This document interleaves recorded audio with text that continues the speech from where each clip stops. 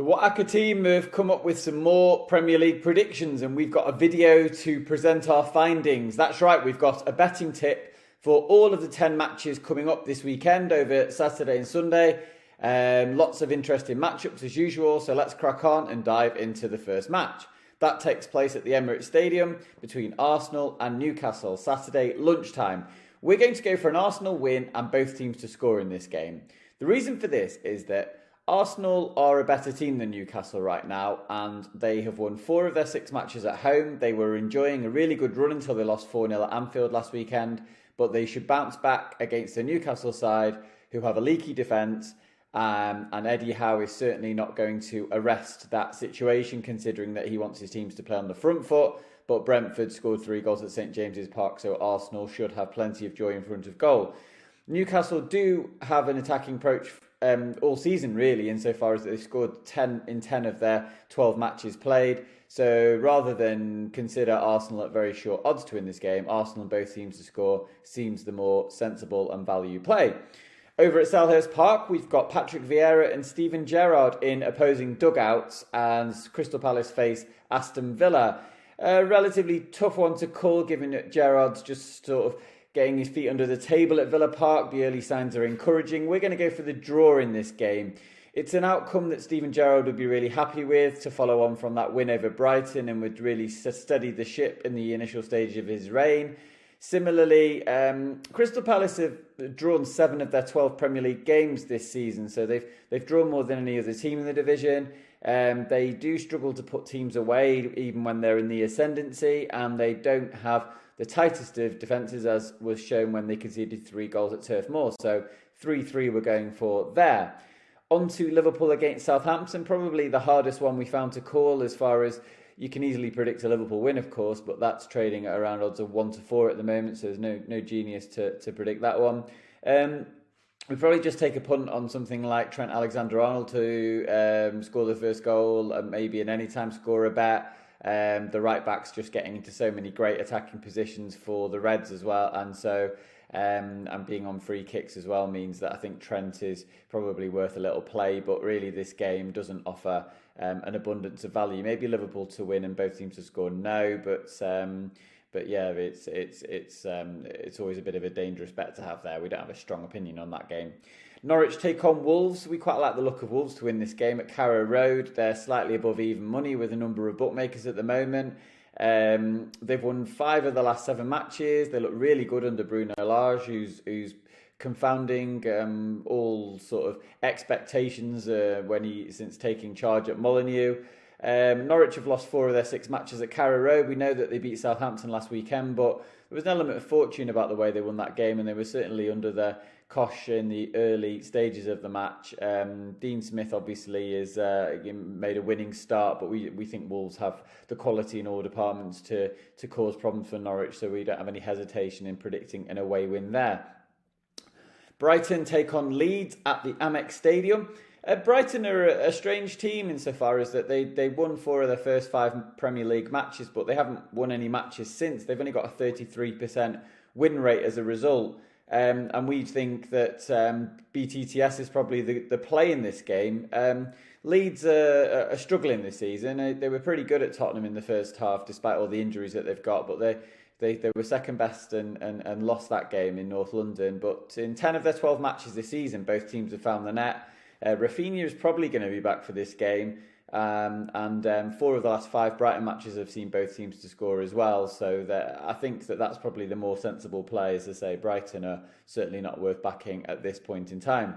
Brentford take on Everton. Difficult game to predict. We probably have a small stakes bet on Brentford to win this game. Everton have lost 4 of the last 5 matches, and the other one was a goalless draw against the Tottenham team, just finding their feet under Antonio Conte.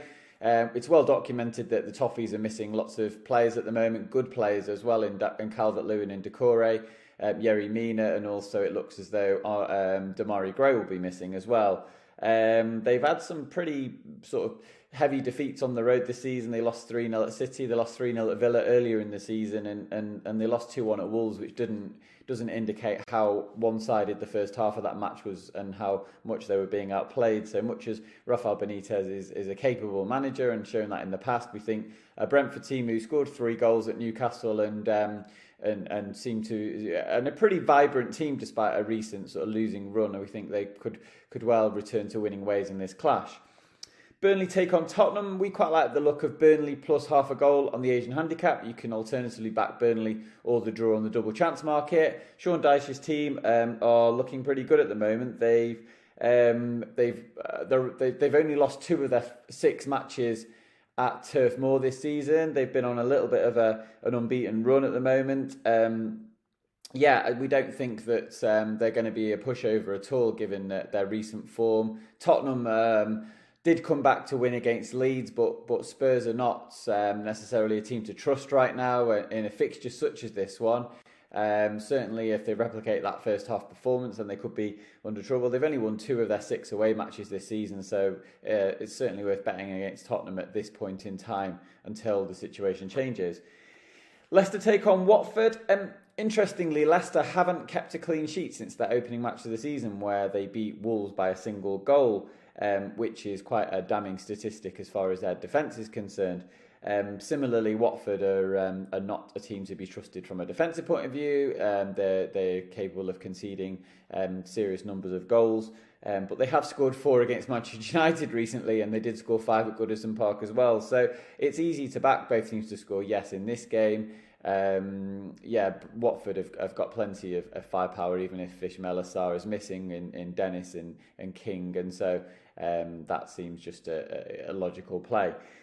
Manchester City take on West Ham, and we're going to go for Manchester City to win and both teams to score no. West Ham didn't really lay a glove on Wolves last weekend. They were second best at Molineux. So it doesn't bode well for this particular fixture, especially as they've got a game on Thursday night in the Europa League, although I would imagine David Moyes will rest a number of his players for that game. Manchester City have only conceded 2 goals in their 6 home matches this year. They're just really watertight. We know that they're going to have around 60-65% possession at least in this particular match. West Ham will look to be difficult to break down, but we don't see them creating too many chances, and City have won their last 3-0. So there's plenty of evidence to support the betting prediction we're making. And finally, probably the game of the weekend takes place at Stamford Bridge between Chelsea and Manchester United. Both teams were in action in Europe on Tuesday night, where Chelsea enjoyed a thrilling 4-0 win against Juventus, while Manchester United did not play well. Were under pressure for a lot of their match at El Madrigal before winning 2-0 against Villarreal. A confidence booster for Michael Carrick and his team, yes, but they're still way short of the required standard to live with a Chelsea team who are really hitting their stride after 7 goals in 2 matches. We think Chelsea -1 on the Asian handicap is available at slightly bigger than evens, which looks like a really good bet. It means that if they win by a single goal, you get your money back, and if they have a 2-goal winning margin or bigger, then you will win with the bet. Liverpool won 5-0 at Old Trafford recently, and Manchester City enjoyed a very comfortable 2-0 victory at Old Trafford. So Chelsea winning by 2 goals or more would seem to be fairly manageable for a team who put 4 goals past Juventus on Tuesday, are significantly better than their opponents, will create plenty of chances and just look like a bit of an unstoppable force at the moment. Harry Maguire suspended for United, which isn't a good thing, obviously.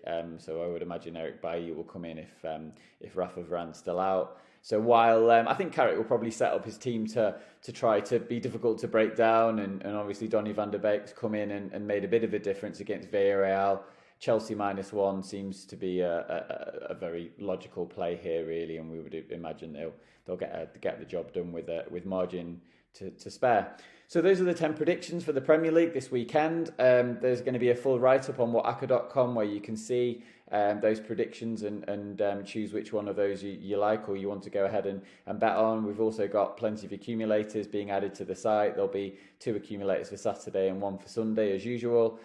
So make sure you head over and you're signed up to the email, and make sure you're subscribed to this YouTube channel to get all of the latest videos as soon as they're released. Cheers for now, guys.